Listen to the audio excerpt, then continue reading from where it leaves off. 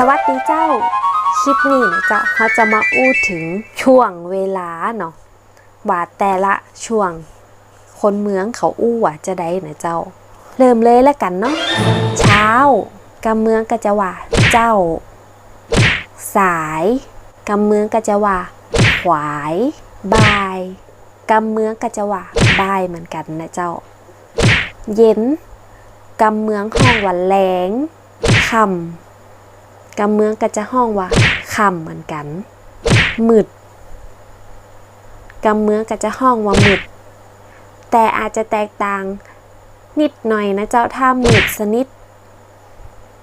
กำเมืองก็จะว่ามืดตื้อดึกกำเมืองก็จะว่าดึกสว่างกำเมืองก็จะว่าแจ้งขอย้ำก่อนนะเจ้าว่ากำเมืองติใจเป็นเฉพาะพื้นที่นะเจ้าถ้าชอบคลิปนี้ก็อย่าลืมกดไลค์กดแชร์กดติดตามกดกระดิ่งด้วยนะเจ้าแล้วป้ากันไหมคลิปหน้าเจ้า